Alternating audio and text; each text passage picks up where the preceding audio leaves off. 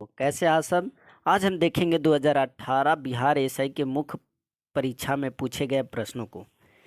तो पहला प्रश्न है, भारत की पहली महिला मुख्यमंत्री कौन थी? तो सुचिता कृपलानी थी।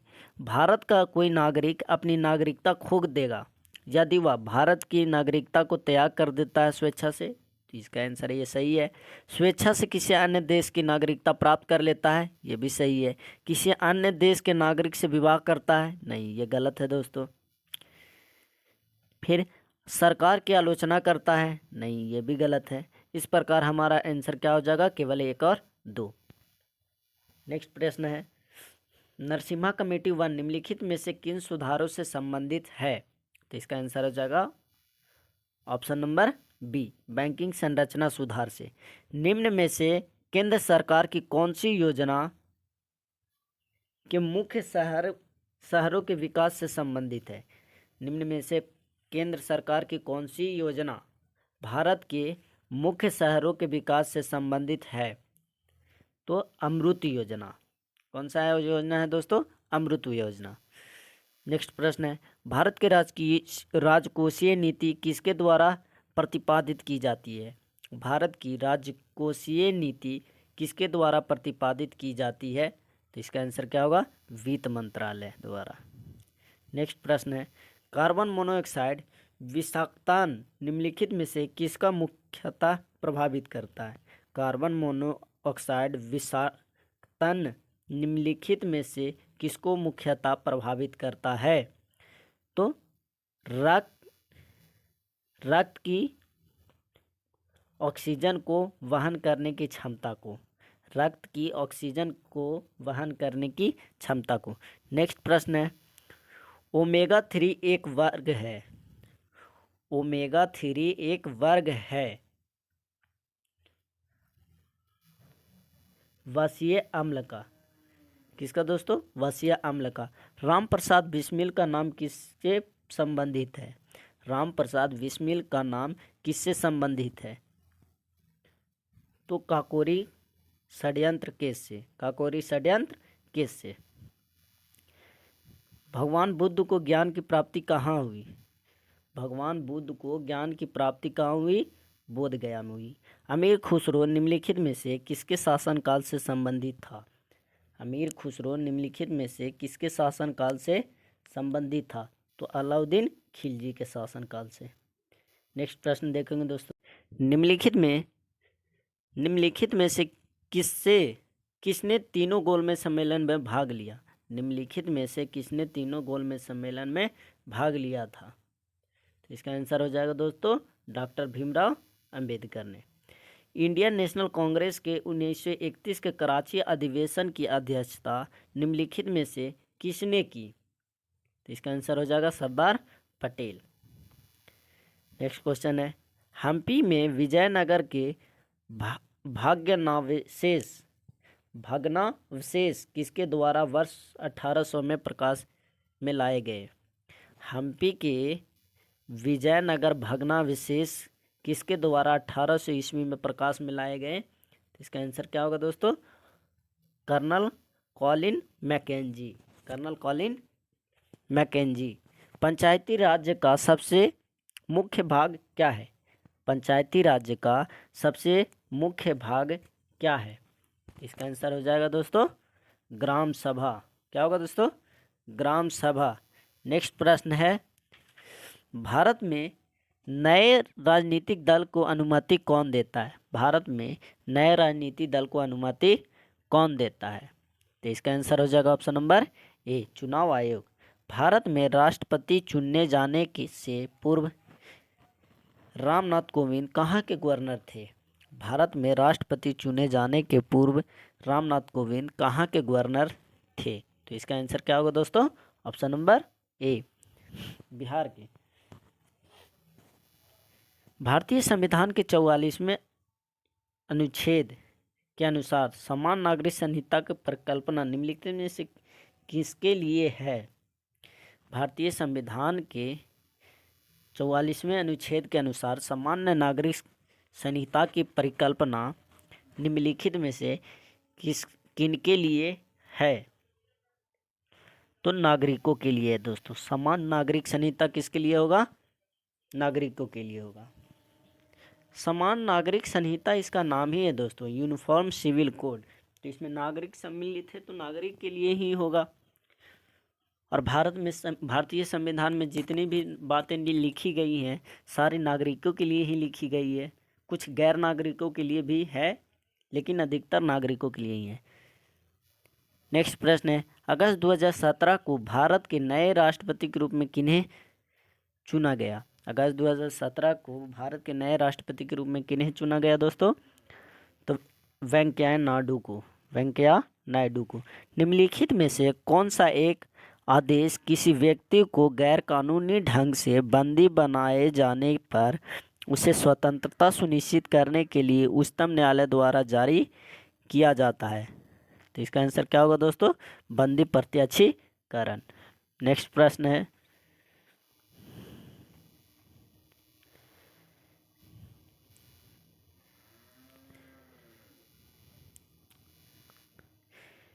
किस रंग द्रव्य की उपस्थिति के कारण पौधे का रंग हरा होता है? किस रंग द्रव्य की उपस्थिति के कारण पौधे का रंग हरा होता है? तो क्लोरोफिल के कारण होता है दोस्तों। नेक्स्ट प्रश्न है, स्थिति विज्ञान स्टैटिस्टिक निम्नलिखित में से किससे संबंधित है? स्थितिक विज्ञान निम्नलिखित में से किससे संबंधित है? तो इसका आंसर क्या होगा दोस्तों? आंकड़ों के अध्ययन से। नेक्स्ट प्रश्न को अब हम देखेंगे, निम्नलिखित में से किस विटामिन की कमी से रिकेट्स रोग होता है? निम्नलिखित में से किस विटामिन की कमी से रिकेट्स रोग होता है दोस्तों? तो विटामिन डी की कमी से होता है। नेक्स्ट क्वेश्चन है, कौन सा अम्ल हमारे शरीर में पाचन क्रिया में सहायक होता है? कौन सा अम्ल हमारे शरीर में पाचन क्रिया में सहायक होता है? तो हाइड्रोक्लोरिक अम्ल। नेक्स्ट, मानव के पाचन तंत्र में पाचन की क्रिया कहाँ से प्रारंभ होती है? मानव के पाचन तंत्र में पाचन क्रिया कहाँ से प्रारंभ होती है दोस्तों? तो मुख्य गुहा से प्रारंभ होती है। तलचर कोयले की खान कहाँ स्थित है? तलचर कोयले की खान कहाँ स्थित है? तय स्थित है छत्तीसगढ़ में। कहाँ स्थित है दोस्तों? छत्तीसगढ़ में। सॉरी दोस्तों, इसका आंसर छत्तीसगढ़ नहीं होगा, उड़ीसा होगा। उड़ीसा में स्थित है। तलचर कहाँ स्थित है? उड़ीसा में स्थित है। नगर कोझिकोड कहाँ क्या कहलाता है? नगर कोझिकोड क्या कहलाता है? कालीकट कहलाता है। नगर कोझिकोड क्या कहलाता है? कालीकट। निम्नलिखित में से किस भारतीय राज्य की सीमा भूटान राष्ट्र के साथ नहीं मिलती है? निम्नलिखित में से किस भारतीय राज्य की सीमा भूटान राज्य के साथ नहीं मिलती है? तो सिक्किम मिलती है दोस्तों, अरुणाचल प्रदेश भी मिलेगा, पश्चिम बंगाल भी मिलेगा।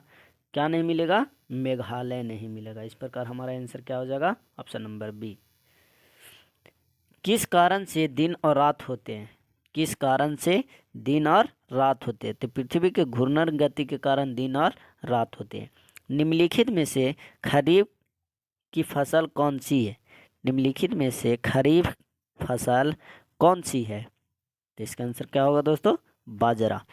नासा के मानव रहित यान जूनो ने किस ग्रह का प्रक्षेपण किया? नासा के मानव रहित यान जूनो ने किस ग्रह का प्रक्षेपण किया? तो बृहस्पति ग्रह का। नेक्स्ट प्रश्न को देखेंगे दोस्तों अब हम, Deenbandhu Chhoturam thermal power station कहाँ स्थित है? Deenbandhu Chhoturam thermal power station कहाँ स्थित है? तो कहाँ स्थित है दोस्तों? यमुनानगर हरियाणा में स्थित है। कहाँ? यमुनानगर हरियाणा में स्थित है। किसी भी मानचित्र पर एक जैसा वर्षा वाले स्थान को जोड़ने वाली रेखाएं क्या कहलाती है? किसी भी मानचित्र पर एक जैसा वर्षा वाले स्थानों को जोड़ने वाली रेखा को क्या कहते हैं दोस्तों? तो समवर्षा रेखा। कौन सा परमाणु ऊर्जा केंद्र पूर्णतया भारत के द्वारा निर्मित किया गया है? कौन सा परमाणु ऊर्जा केंद्र पूर्णतः भारत के द्वारा निर्मित किया गया है? तो इसका आंसर हो जाएगा दोस्तों कल्पक्कम। कौन सा हो जाएगा दोस्तों? कल्पक्कम। कल्पक्कम परमाणु ऊर्जा केंद्र कहाँ है दोस्तों? तो यह तमिलनाडु में है।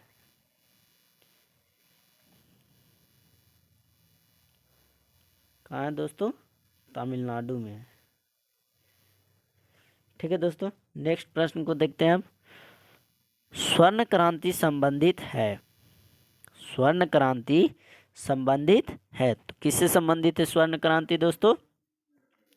तो बागवानी उत्पादन से है, बागवानी से संबंधित है दोस्तों। वह कौन सा दर्रा है जो नीलगिरी पर्वत के दक्षिण भारत में स्थित है? वह कौन सा दर्रा है जो नीलगिरी पर्वत के दक्षिण भारत में स्थित है? तो कौन सा दर्रा है दोस्तों? पालघाट। कौन सा दर्रा है? पालघाट। तो देखते हैं दोस्तों इसका आंसर पालघाट किस ऑप्शन में दिया गया है? इसका आंसर ऑप्शन नंबर ए में दिया गया है दोस्तों। किस में दिया गया? ऑप्शन नंबर ए में पालघाट दिया गया है। भारत का एकमात्र राज्य कौन सा है जहां केसर उत्पादन होता है? भारत का एकमात्र राज्य कौन सा है जहां केसर उत्पादित होता है दोस्तों? तो जम्मू कश्मीर में होता है। विश्व प्रसिद्ध विक्टोरिया जलप्रपात निम्नलिखित में से कौन सी नदी पर है? विक्टोरिया जलप्रपात कौन सी नदी पर स्थित है? तो इसका आंसर क्या हो जाएगा? जेमजी नदी पर स्थित है। अलास्का निम्नलिखित में से किस देश में स्थित है? अलास्का निम्नलिखित में से किस देश में स्थित है दोस्तों? तो संयुक्त राज्य अमेरिका में। भारतवर्ष में निम्नांकित में से सबसे ऊंचा जलप्रपात कौन सा है? भारतवर्ष में निम्नलिखित में से सबसे ऊंचा जलप्रपात कौन सा है? तो इसका आंसर क्या हो जाएगा? जोग जलप्रपात, जो किस नदी पे है? श्रावती नदी पर है दोस्तों। नेक्स्ट प्रश्न है, ऊर्जा का सबसे बड़ा वैकल्पिक स्रोत है। ऊर्जा का सबसे बड़ा वैकल्पिक स्रोत क्या है दोस्तों? तो सौर ऊर्जा है। जनसंख्या लाभांश, जिसको हम लोग डेमोग्राफी डिविडेंड के नाम से भी जानते हैं, किसे निर्देशित करता है? जनसंख्या लाभांश किसे निर्देशित करता है? किसी जनसंख्या की तरुण आयु संरचना के। ठीक है दोस्तों, नेक्स्ट प्रश्न को देखते हैं हम लोग। केरल में मार्शल आर्ट को किस नाम से जाना जाता है? केरल में मार्शल आर्ट को किस नाम से जाना जाता है? कलारी पायटू, कलारी पायटूट। आंतरिक सुरक्षा अकादमी कहाँ स्थित है? आंतरिक सुरक्षा अकादमी कहाँ स्थित है? माउंट आबू में स्थित है। राष्ट्रीय गीत किस उपन्यास से लिया गया है? राष्ट्रीय गीत किस उपन्यास से लिया गया है? तो आनंद मठ से लिया गया है। सूरसागर क्या है? सूरसागर क्या है? तो सूरदास का एक काव्य रचना है दोस्तों सूरसागर। नेक्स्ट प्रश्न है, नोबेल पुरस्कार निम्नलिखित में से किस क्षेत्र में नहीं दिया जाता है? नोबेल पुरस्कार निम्नलिखित में से किस क्षेत्र में नहीं दिया जाता है? तो दोस्तों साहित्य के क्षेत्र में दिया जाता है, विज्ञान के क्षेत्र में दिया जाता है, शांति के क्षेत्र में दिया जाता है, लेकिन नोबेल पुरस्कार जो है गणित के क्षेत्र में नहीं दिया जाता। इस बात को ध्यान दीजिएगा दोस्तों, क्योंकि साहित्य के क्षेत्र में तो दिया ही जाता है, विज्ञान के क्षेत्र में फिजिक्स, केमिस्ट्री और बायो के क्षेत्र में दिया जाता है, शांति के क्षेत्र में भी दिया जाता है, मगर मैथ के क्षेत्र में नहीं दिया जाता है। सुब्रतो कप निम्नलिखित में से किससे संबंधित है? सुब्रतो कप निम्नलिखित में से किससे संबंधित है? तो इसका आंसर क्या हो जाएगा? फुटबॉल से संबंधित है दोस्तों। नेक्स्ट प्रश्न को देखते हैं हम लोग। ओपेक का मुख्यालय कहाँ स्थित है? ओपेक का मुख्यालय कहाँ स्थित है? तो वियना में है दोस्तों। ओपेक का मुख्यालय कहाँ स्थित है? वियना में। अब ये ओपेक क्या है दोस्तों?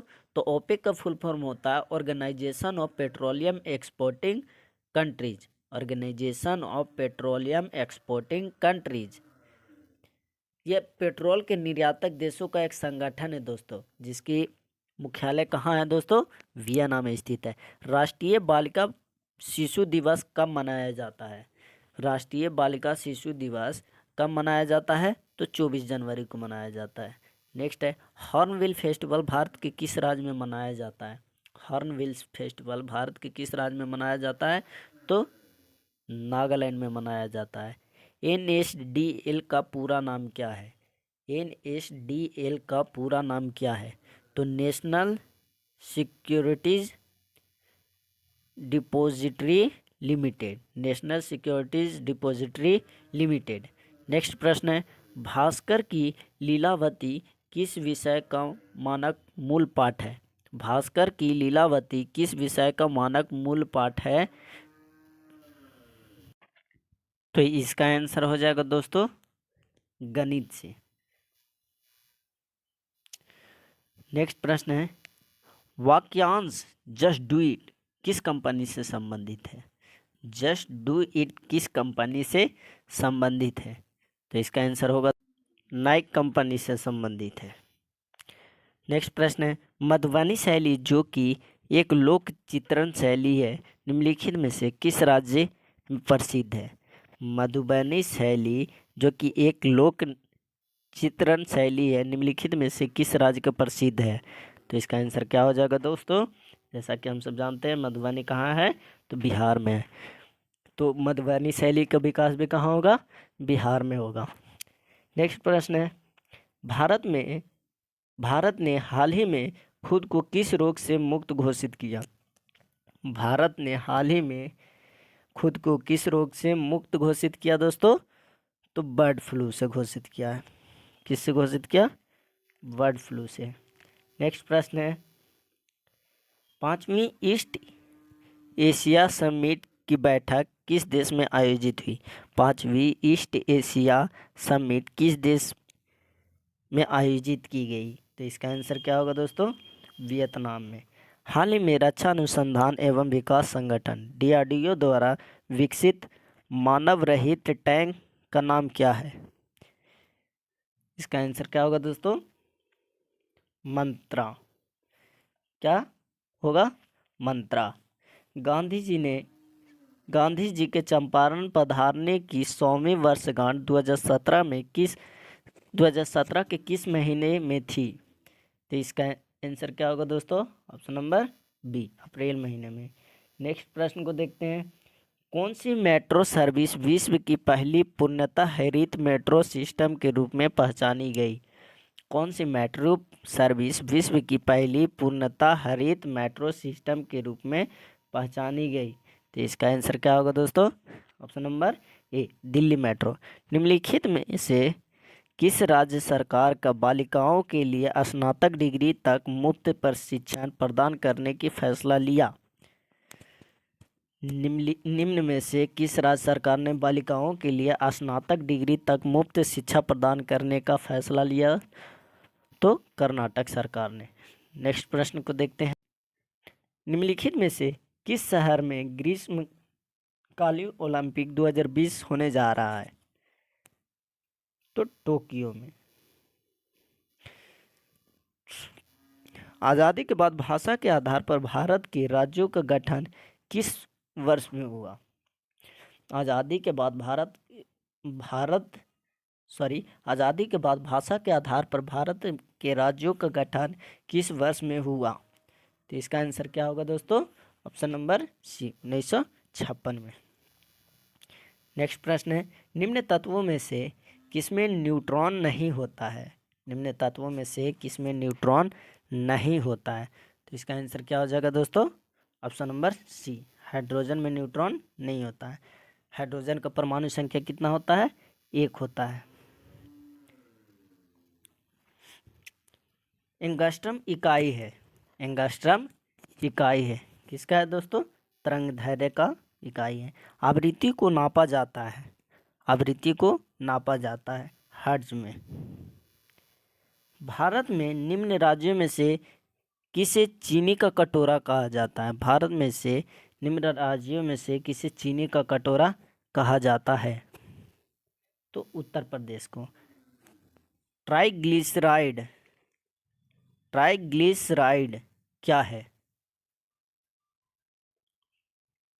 तो वसा है। ट्राइग्लिसराइड क्या है दोस्तों?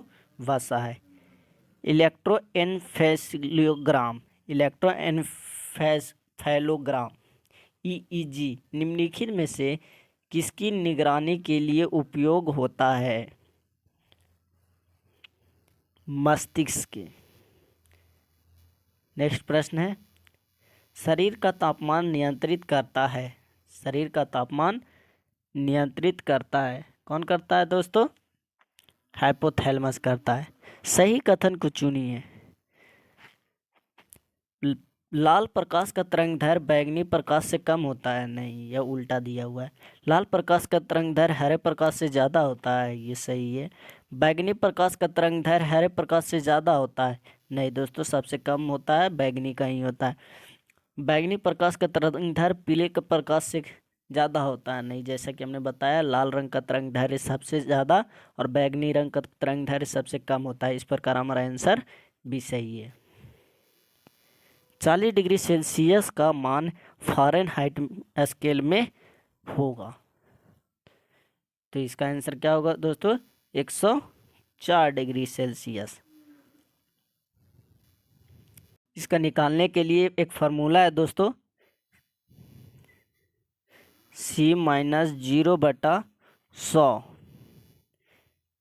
Equal to F-32/180। तो यहाँ से 10 से 10 ख़त्म, फिर ये 5 बार में और ये 9 बार में ख़त्म हो जाएगा दोस्तों। 40 डिग्री है दोस्तों, तो 9 चौको 36 हो जाएगा, -0 डिग्री, और फिर इधर इसको कैलकुलेट करके लेते आइएगा दोस्तों, 104 डिग्री आपका आएगा फ़ारेनहाइट में। ठीक है दोस्तों, नेक्स्ट प्रश्न को देखते हैं हम लोग। विद्युत शक्ति की इकाई है, विद्युत शक्ति की इकाई है, क्या है विद्युत शक्ति की इकाई दोस्तों? तो वाट है। विद्युत मोटर में विद्युत ऊर्जा को यांत्रिक ऊर्जा में बदला जाता है, विद्युत मोटर में विद्युत ऊर्जा को यांत्रिक ऊर्जा में बदला जाता है। नेक्स्ट प्रश्न को देखते हैं दोस्तों। मानव शरीर में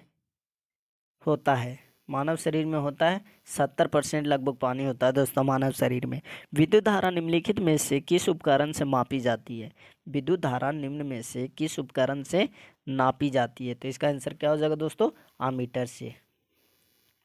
नेक्स्ट प्रश्न है, निम्न खनिजों में से किस खनिज के उत्पादन में भारत विश्व में अग्रणीय है? तो इसका आंसर क्या हो जाएगा दोस्तों? अभ्रक। क्या हो जाएगा दोस्तों? चादरी अभ्रक। नेक्स्ट प्रश्न है, आइंस्टीन को नोबेल प्राइज किस कार्य के लिए मिला? आइंस्टीन को नोबेल प्राइज किस कार्य के लिए मिला था? तो विद्युत प्रभाव को, प्रकाश विद्युत प्रभाव के लिए मिला था दोस्तों। नेक्स्ट प्रश्न है, कोशिका का शक्ति का स्रोत क्या है? कोशिका का शक्ति का स्रोत क्या है? तो माइटोकॉन्ड्रिया है। नेक्स्ट प्रश्न है, एड्स निम्न कारणों में से किसके द्वारा होता है? एड्स निम्न कारणों में से किसके द्वारा होता है? तो इसका आंसर हो जाएगा दोस्तों सी, विषाणु के द्वारा। एड्स किस विषाणु के द्वारा होता है? HIV। एड्स का पूरा नाम क्या है दोस्तों? Acquired immuno deficiency syndrome. फिर से दोस्तों, acquired immuno deficiency syndrome. AIDS के जांच के लिए एलिसा टेस्ट का उपयोग किया जाता है दोस्तों। ठीक है दोस्तों, नेक्स्ट प्रश्न है, आर्द्रता किस उपकरण से मापी जाती है? आर्द्रता किस उपकरण से मापी जाती है? तो हाइग्रोमीटर से। ठीक है दोस्तों, दाब की इकाई क्या है? दाब की इकाई क्या है? तो न्यूटन प्रति वर्ग मीटर, न्यूटन प्रति वर्ग मीटर है दोस्तों। दाब की इकाई क्या है? न्यूटन प्रति वर्ग मीटर है, जिसे हम पास्कल के रूप में भी जानते हैं दोस्तों। जिसे किस रूप में जानते हैं हम लोग? पास्कल के रूप में भी जानते हैं। नेक्स्ट प्रश्न है, भारत में पशुपालन एवं कृषि के प्राचीनतम साक्ष्य प्राप्त हुए हैं। भारत में पशुपालन एवं कृषि के प्राचीनतम साक्ष्य प्राप्त हुए हैं। तो इसका आंसर क्या होगा जो दोस्तों? कहाँ से मिली है? मेहरगढ़ से मिली है।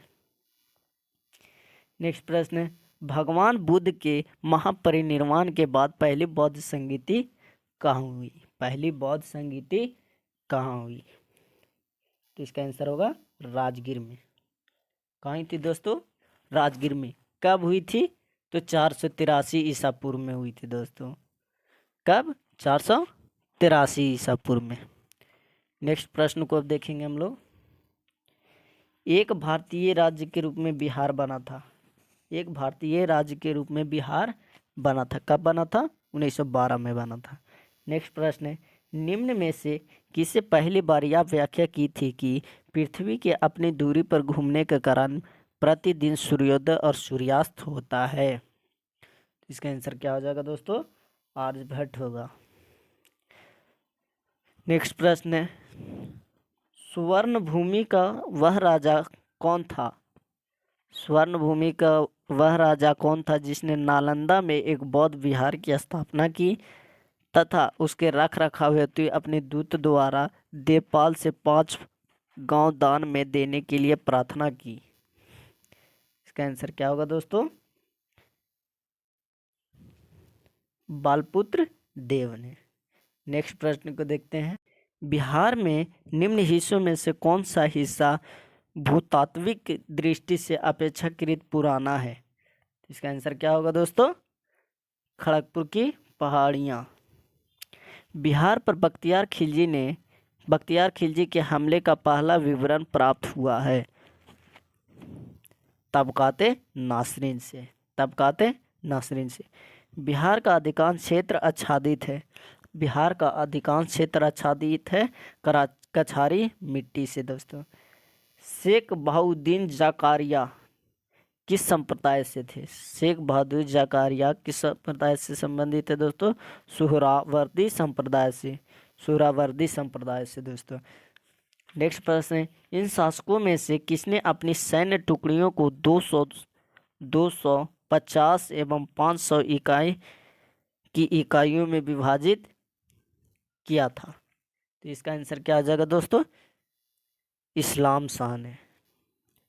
नेक्स्ट प्रश्न है, यह कथन किसका है कि अकबर के शासन में इलाहाबाद 40 स्तंभ युक्त मंजिलों का निर्माण में 5000 से 20,000 लोगों ने 40 साल तक काम किया था? इसका आंसर क्या होगा दोस्तों? Option number C, William Finch ने कहा था दोस्तों। नेक्स्ट प्रश्न है, कश्मीर का अकबर नाम से प्रसिद्ध सुल्तान कौन था? कश्मीर का अकबर के नाम से कौन सुल्तान प्रसिद्ध था दोस्तों? तो सुल्तान जैनुल आबिदीन। फैराजी आंदोलन की शुरुआत किसने की? फैराजी आंदोलन का शुरुआत किसने की दोस्तों? तो हाजी शरियतुल्लाह ने। नेक्स्ट प्रश्न है, पुस्तक poverty and un British rule India किसने लिखी? इसका आंसर हो जाएगा दोस्तों दादा भाई नौरोजी ने। इसमें दादा भाई नौरोजी ने बताया कि किस प्रकार भारत का धन ब्रिटेन ले जाया जा रहा है दोस्तों। और मैंने इस पे एक वीडियो भी बना करके दिया हूँ दोस्तों, उसे भी आप जा करके देख सकते हैं। निम्नलिखित में कौन सा एक स्थल रुद्ध देश है? निम्नलिखित में से कौन स्थल रुद्ध देश है? तो इसका आंसर क्या हो जाएगा दोस्तों? हंगरी। कौन सा देश होगा दोस्तों? हंगरी।